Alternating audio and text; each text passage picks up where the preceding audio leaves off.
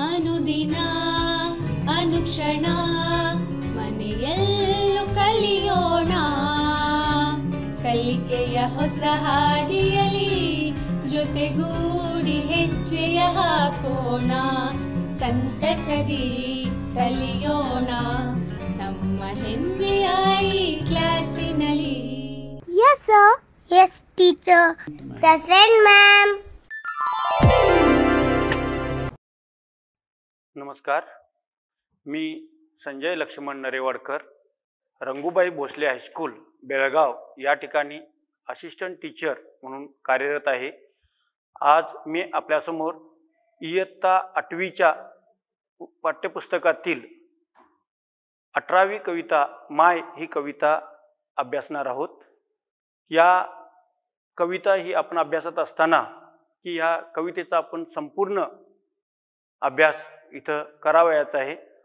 कवितेचं नाव आहे माय. कवी वामन निंबाळकर आहेत. माय या शब्दाचा आपण जेव्हा अर्थ घेतो तो सर्वव्यापक आहे. कारण माय या शब्दामध्ये जी आपुलकी आहे, जो गोडवा आहे, तो इतर कोणत्याही शब्दामध्ये आपल्याला असलेला दिसून येत नाही. की जेव्हा आपण माय म्हणतो, माय म्हणजेच आपण आई, माता, जननी, जनार्दनी अशा अनेक अर्थात या ठिकाणी आपण पाहत असतो. माय हा शब्द व्यापक आहे. जसं आईच्या प्रेमाला तोड नाही, तसं या ठिकाणी माय हा शब्द व्यापलेला आहे.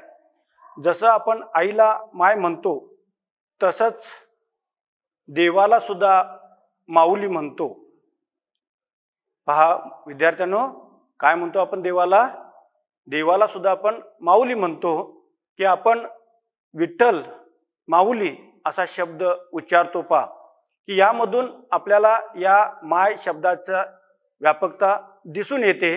तसंच आपण आपल्या देशाला हिंद माता असं सुद्धा आपण संबोधतो. पहा आईची आपण कल्पना ज्यावेळेला करतो त्यावेळेला आपण माता म्हणतो किंवा प्रेम स्वरूप आई, वात्सल्य सिंधू आई असे आपण आईची अनेक रूपं या ठिकाणी या कवितातून, अनेक कवींच्या कवितातून विद्यार्थ्यांनो आपण अभ्यासलेले आहेत, पाहिलेले आहेत, वाचलेले आहेत. तसंच या कवितेतही की आपण अशा एका आईचीच प्रतिमा या ठिकाणी आपल्या डोळ्यासमोर इथं उभे राहणार आहे. की जी काबाड कष्ट करणारी जी आई आहे, अगदी आपल्या हाडाची काडं असं म्हटलं जातं, अशा कष्ट करणारी आई या कवितेमध्ये कवी वामन निंबाळकरांनी या ठिकाणी मांडलेली आहे. सर्वप्रथम आपण या कवितेचा अभ्यास करत असताना की आपण या कवितेचे जे कवी आहेत त्यांचा आपण इथं परिचय आपण थोडक्यात पाहायचा आहे. की तसं वामन सुदामा निंबाळकर हे त्यांचं पूर्ण नाव आहे. की ऐन उमदीच्या वयापासून विविध सामाजिक चळवळीत सक्रिय सहभाग त्यांनी घेतलेला आपल्याला दिसून येतो. की त्यांचा जन्म पहा विद्यार्थ्यांनो, हा कवी वामन यांचा आपण परिचय पाहत असताना की त्यांचा जो जन्म आहे तो बुलढाणा जिल्ह्यातील लांजूड या गावी 13 मार्च 1943 रोजी झाला. लक्षात ठेवा, वामन निंबाळकरांचा जन्म 13 मार्च 1943 रोजी झालेला आहे. त्यांचं शिक्षण औरंगाबाद येथे झालेलं आहे. इतिहास, हिंदी आणि डॉक्टर आंबेडकर विचारधारा या विषयात त्यांनी MA केलेले होते. पहा तसं की त्यांचं अनेक साहित्य की ज्याला आपण प्रबोधनचे त्यांनी संपादन केलेले दिसून येते. त्याचबरोबर साहित्य कला विकास मंडळ, मिलिंद साहित्य परिषद या संस्थेच्या संस्थापक सदस्य अस्मिता दर्शेची काही काळ ते संपादक होते. पहा तसंच त्यांनी दलित पॅंथरचे सक्रिय ते कार्यकर्ते होते व त्यासाठी त्यांनी तुरुंगवासी भोगलेला होता. पहा तर ही कविता आपण अभ्यासत असताना काही त्यांचे कविता संग्रह की गावकुसाबाहेरील कविता, अस्मिता दरची 9 वर्षे, बौद्धांच्या सवलती आणि पंतप्रधानांचे वक्तव्य व दलित साहित्य स्वरूप आणि भूमिका ही त्यांची पुस्तके प्रकाशित असलेली आपल्याला दिसून येतात. कर्नाटक, गुजरात, मध्य प्रदेश, महाराष्ट्र या राज्यातील अभ्यासक्रमात त्यांचा साहित्याचा समावेश असलेला आपल्याला दिसून येतो. की अशा या निंबाळकरांचा की Nimbalkar Maharashtra government trade nurses असोसिएशनचे इसवी सन 1987 पासूनचे ते सल्लागार होते. तर अशा या निंबाळकरांची ही कविता आपण या तासामध्ये अभ्यासणार आहोत. ही जी कविता आहे की या कवितेवरूनच आपल्याला नावावरून समजतं की माय आहे म्हणजे मातृप्रेम आहे, वात्सल्य आहे. आईचं प्रेम आपल्यावरती किती असतं हे अनेक कवींनी आपल्या कवितातून आपल्या समोर मांडलेलं दिसून येतं. इथं सुद्धा की वामन निंबाळकरांनी ही कविता ज्यावेळेला आपल्या समोर मांडलेली आहे त्याच्यामध्ये सुद्धा की त्यांचा जो प्रसिद्ध असा जो काव्यसंग्रह आहे गावकुसाबाहेरील कविता, या संग्रहातून ही हृदयस्पर्शी कविता आपल्याला इथं अभ्यासाला घेतलेली आहे. पहा विद्यार्थ्यांनो, लक्ष द्या की आपल्याला सगळ्यांना माहिती आहे की प्रत्येकाच्या जीवनामध्ये आईचं अनन्यसाधारण महत्व आहे. काय म्हटलं पहा, आईचं अनन्यसाधारण महत्व आहे. प्रत्येकाची आईची परिस्थिती सारखी नसते. आईची परिस्थिती सारखी नसते, कुणाची हलाखीची असते, कुणाची थोडीशी त्याच्यापेक्षा चांगली असते. तर प्रत्येकाच्या आईची परिस्थिती सारखी नसते. प्रत्येक कवितेतून आईचे अनेकांनी महत्व मांडलेले आहे. अनेक साहित्यिकांनी आईचं महत्व भरभरून या ठिकाणी व्यक्त केलेलं आहे.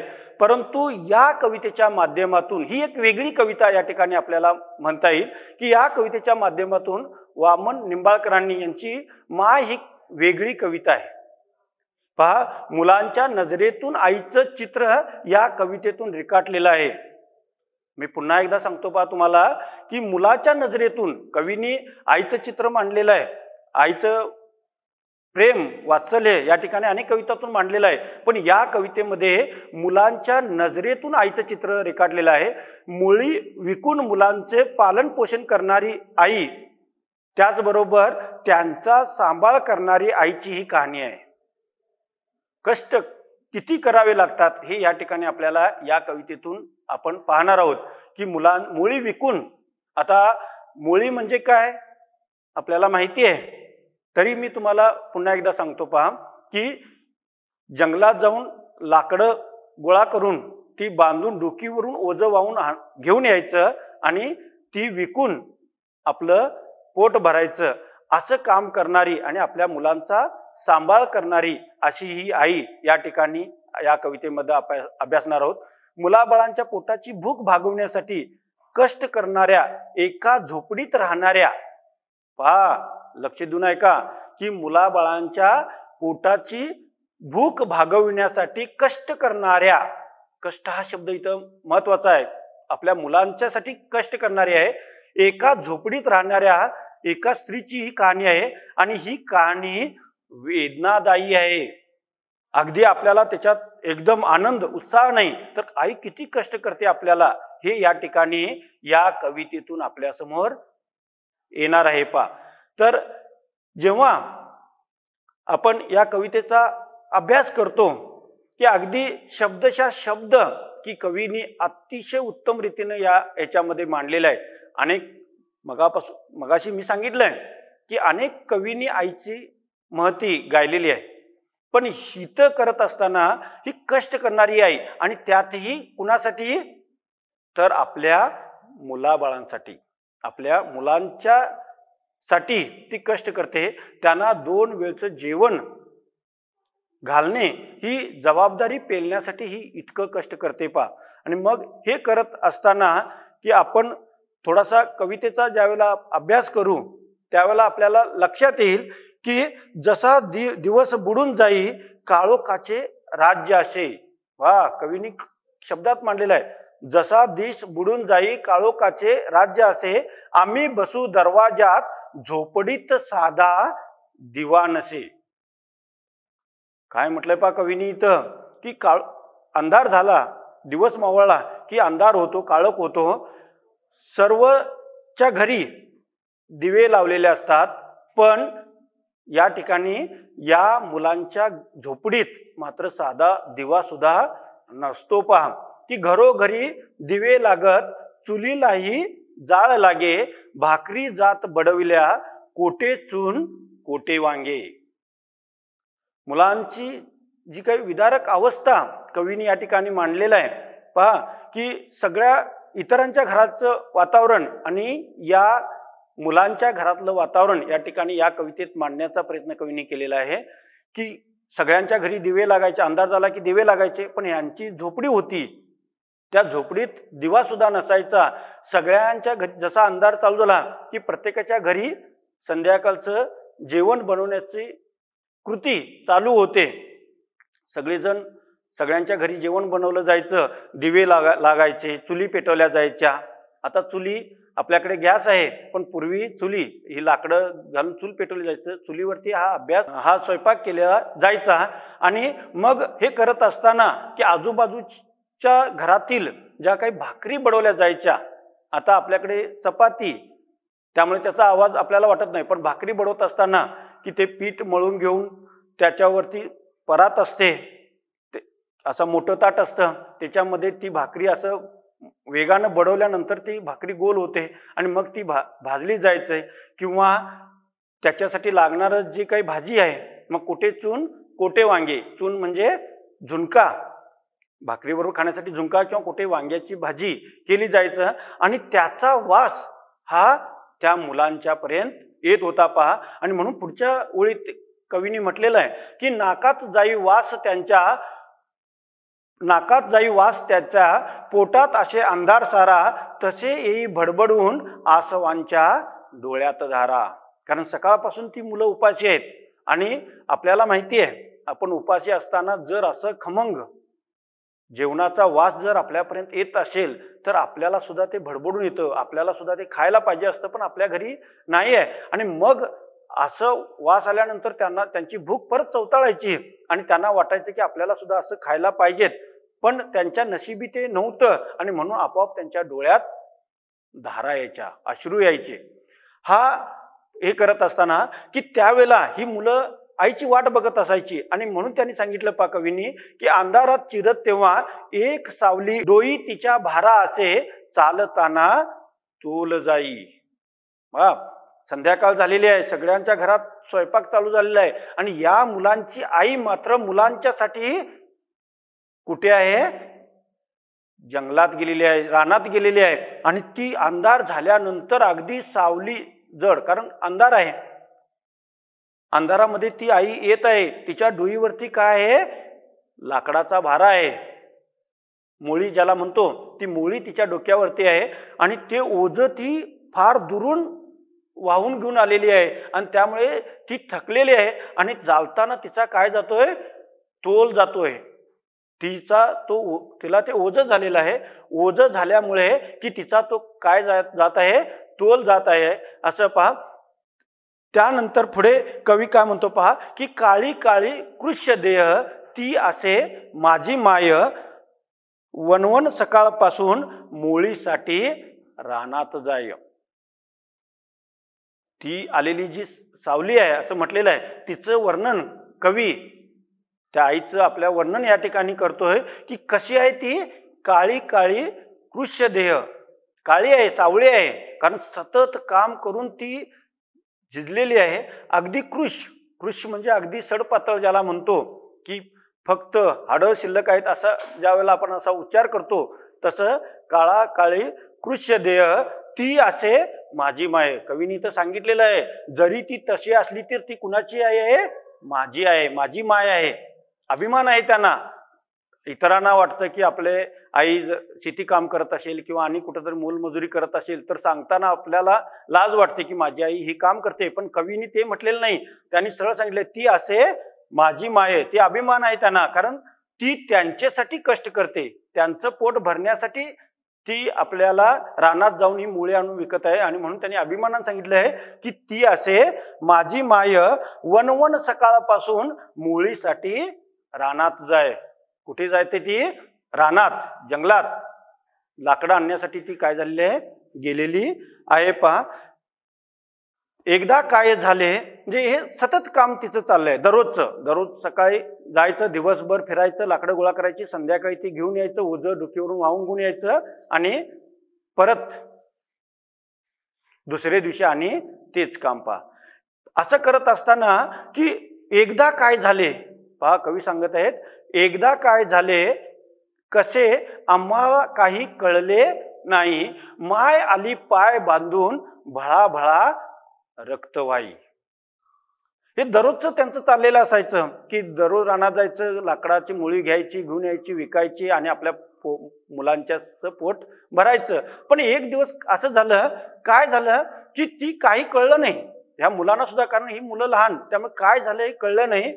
माय आली पाय बांधून, त्या दिवशी जी त्यांची आई घरी परत आली ती काय पाय बांधूनच आलेली आहे. पा की तिच्या पायातून भळाभळा रक्त, भळाभळा हा शब्द तिथं वापरलेला आहे. पा म्हणजे फार असं रक्त वाहत आहे, जात आहे.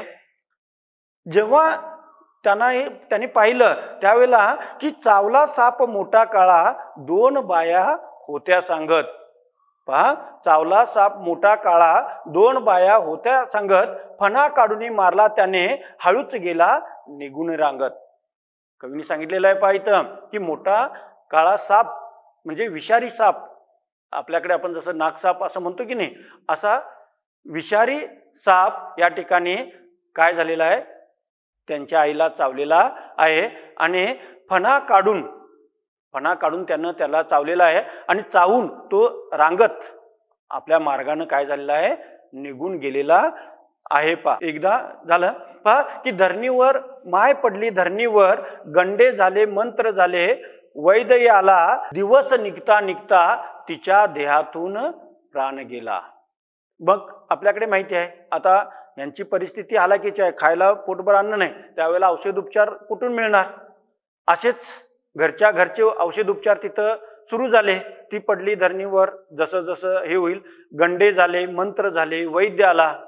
मग आपल्याकडे माहिती आहे की मांत्रिक असतात, काही दोरे बांधतात, शेवटी वैद्य आला आणि याच्यातून कुठलाही उपचार तिच्यावरती झालेला नाही आणि दिवस निघता निघता तिच्या देहातून प्राण गेला. पा ती मरण पावलेली आहे. आता असं झाल्यानंतर कवी काय म्हणतो पहा, हंबरडा फोडला आम्ही, तो विरला वाऱ्यावर, माय तरी सोडून गेली चिल्ले पिल्ले वाऱ्यावर. कवीनी आई त्यांची मरण पावलेली आहे, ती लहान आहेत आणि मग त्यांच्या सांभाळासाठी ज्यावेळेला आपण पाहतो त्यावेळेला शेवटी त्यांना आधार कोणीच नाही म्हणून ती मोठ्यानं रडायला लागली. पहा, पण रडलं तर त्यांच्या रडण्याकडे कोण पाहतं? तो वाऱ्यावर विरलेला आहे.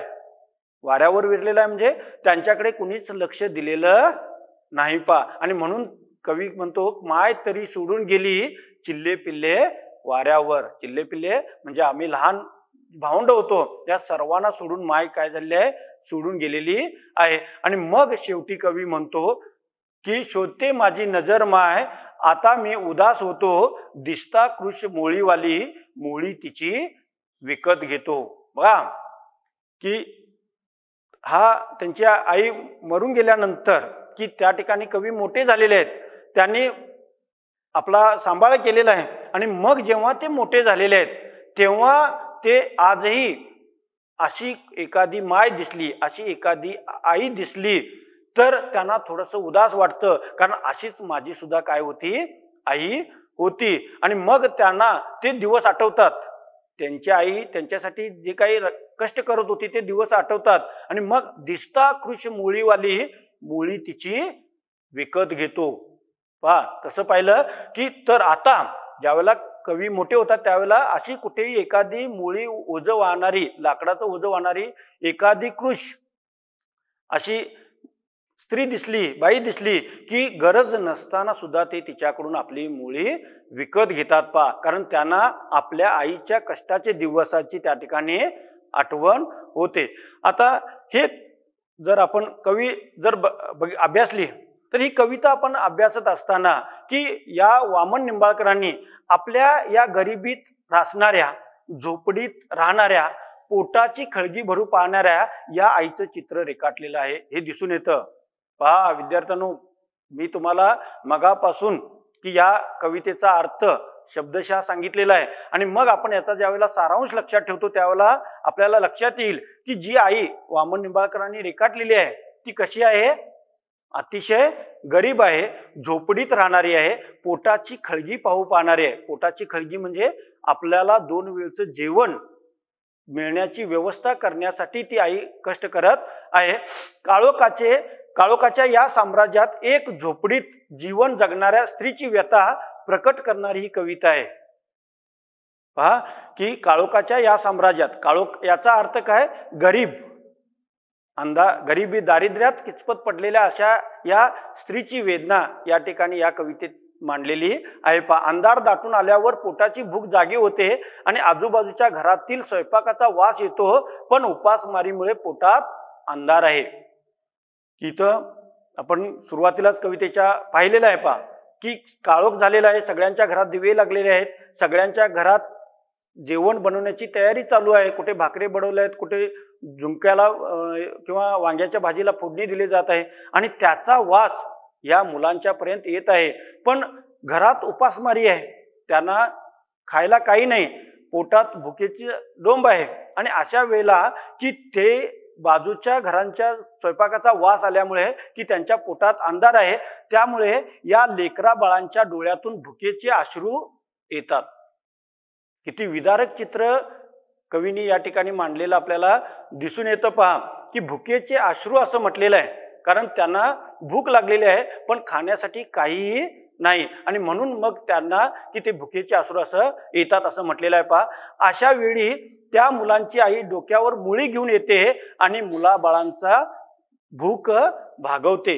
हे काम या ठिकाणी आपल्याला या आईचं असलेलं आपल्याला दिसून येतं. पहा, म्हणजे दिवसभर मुलं भुकेलेली आहेत, ती दिवसभर रानात गेलेली आहे, मोळी गोळा करून ती घेऊन येते, बाहेर जाऊन ती विकते आणि त्या आलेल्या पैशातून आपल्या मुलाच्या पोटासाठी घालते. पहा, ती भूक भागवते, मुळी विकून ती आपले व मुलांचे पोट भरते. हा तिचा नित्यक्रम आहे. नित्यक्रम म्हणजे दररोजचा क्रम आहे, दररोज तिचं हेच काम आहे. पहा, परंतु जर तिची मुळी विकली गेली नाही तर, परंतु काय म्हटलेलं आहे पहा, तिची मुळी विकली गेली नाही तर मात्र सर्वांना उपाशी पोटी झोपावे लागते.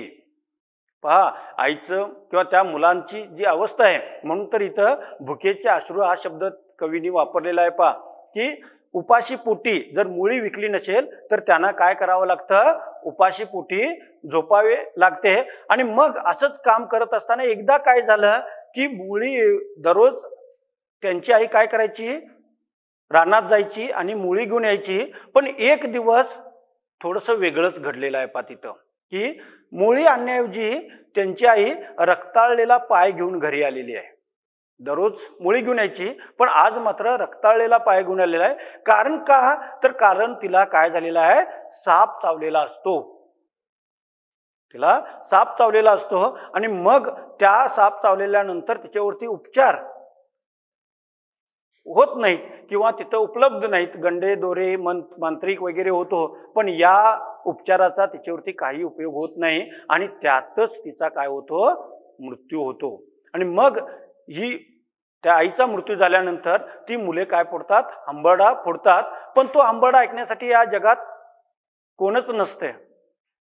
आपल्याला माहिती आहे की कोणच कुणाचा या ठिकाणी नसतो. ती मुलं, त्यांची आई नाही किंवा त्यांना आता कोणीही नाही, त्यांचा आता सांभाळ कसा होईल हा विचार करणाऱ्याला कुणाकडेच वेळ नाही. जो तो आपल्यामध्येच गुंतलेला असतो आणि म्हणून की ती मुलं रडली पण त्यांच्याकडे कुणीच लक्ष दिलेलं नाही आणि म्हणून तो वाऱ्यावर विरला असं म्हटलेलं आहे की तो तसाच हंबरडा वाऱ्यावरती विरतो, कुणीच त्याच्याकडे लक्ष देत नाही. आणि मग शेवटी कवी ज्यावेळेला मोठे होतात त्यावेळेला जर त्यांना अशी कुठली तरी कुश मुळीवाली दिसली, कुठेही दिसली, तर ते लगेच तिची मुळी विकत घेतात.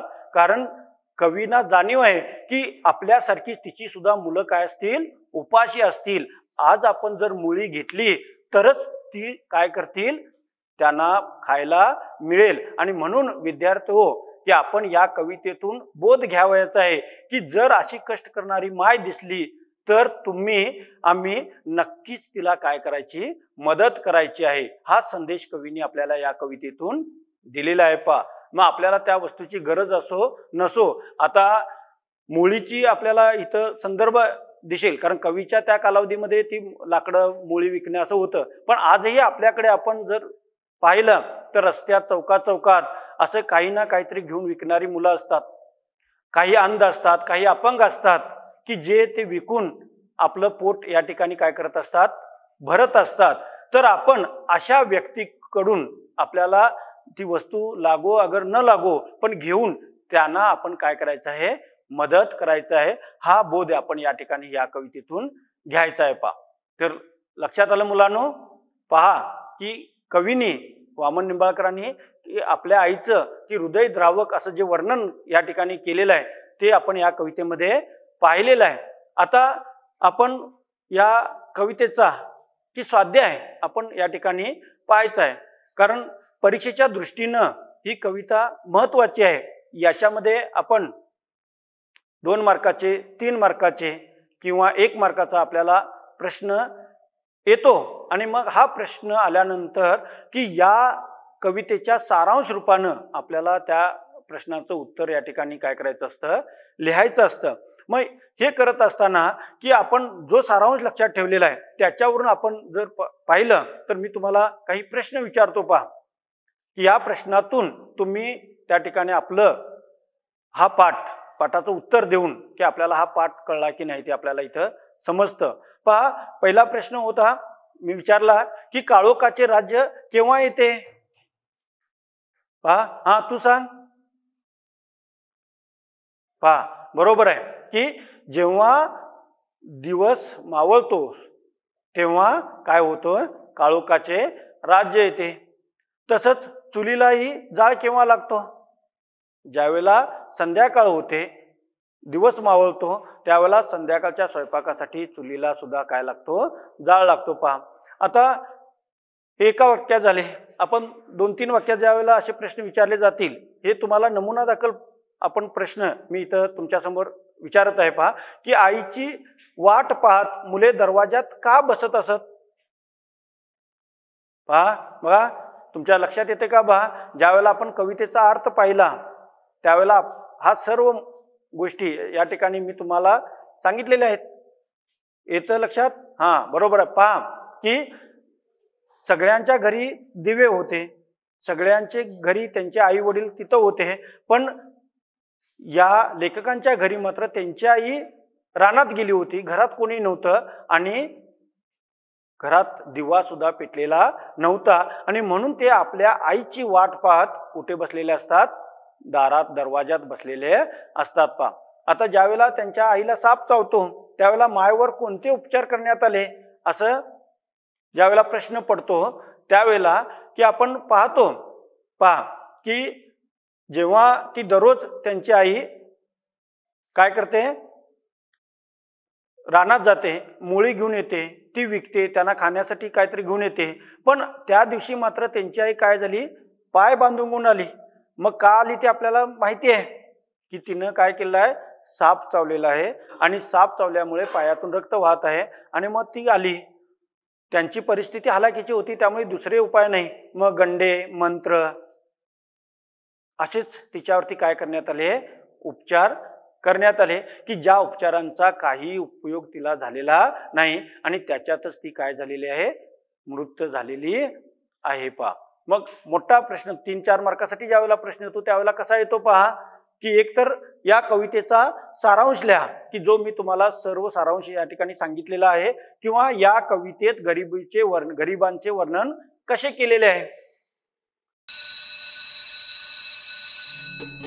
अनुदिना अनुक्षण ಮನೆಯಲ್ಲೂ ಕಲಿಯೋಣ, ಕಲಿಕೆಯ ಹೊಸ ಹಾದಿಯಲ್ಲಿ ಜೊತೆಗೂಡಿ ಹೆಜ್ಜೆಯ ಹಾಕೋಣ.